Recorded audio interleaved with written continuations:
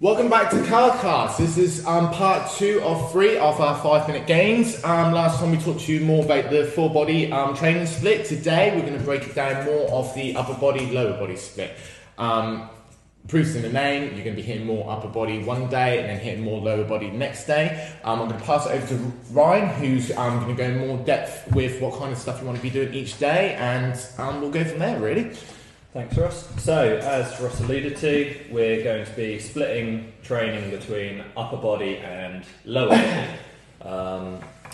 This is largely going to depend on how many days a week you train, on how hard you want to go in those sessions, whether we're going to strength, hypertrophy, etc. But generally in your upper body, you're going to be wanting to hit some form of compound. So that's going to be our bench press. It's going to be potentially an overhead press while standing, and then on our lower body it's predominantly going to be either a deadlift or a squat. Accessory movements on those are all going to vary as well. They're likely going to be less intense. Just quickly, if you want to just explain to them what accessory movements mean. Oh yeah, everyone knows what they are. Yeah, so an accessory movement is any movement that is going to predominantly target your muscle in a little bit more isolation fashion. So as opposed to a squat, which encompasses a lot of muscles into a movement, a isolation movement or accessory movement is going to be a lot more targeted. So instead of focusing on quads, hamstrings and glutes, it may just focus your quads, for example. I'll let Alex follow on from that with anything he has to add. Yeah, so in terms of the upper-lower splits, personally, I'd like to go 4 days a week, so upper, lower, recover. So muscles in that upper body, obviously you've got your pecs, your shoulders, your deltoids, your arms, so biceps, triceps, all the muscles in your forearms, your backs, back, your lats, traps, rhomboids, some of the major muscles there. Things like a bench press, really going to hit your pecs and triceps dominantly with a bit of your front delts. Rows, you can hit your lats, lower traps, a little bit of upper traps, rhomboids as well. Biceps in your arms.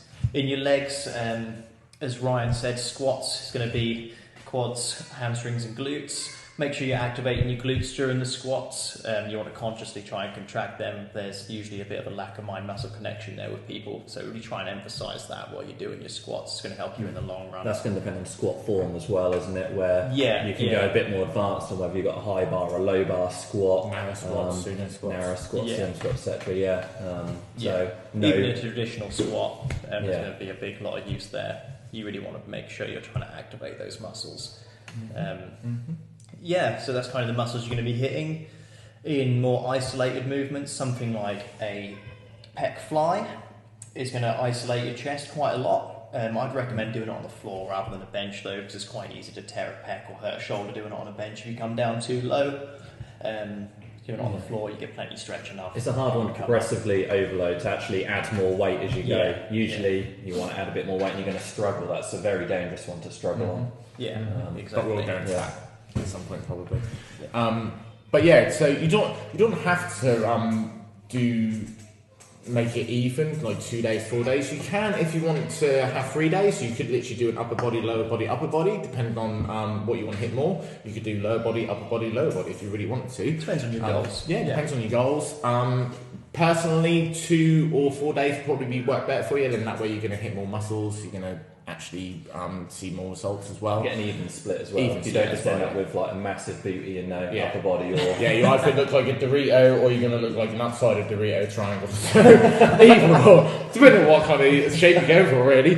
But I think we broke that down quite well there. So didn't say it in the last video, but if you've got any questions, stuff like that, always hit the comment section. Tell us your feedback. Let us know. We'll go into more your push-pull legs on our last part, but I hope that works well for you as well, and we'll see you in the next episode. Cheers, guys. See you next soon.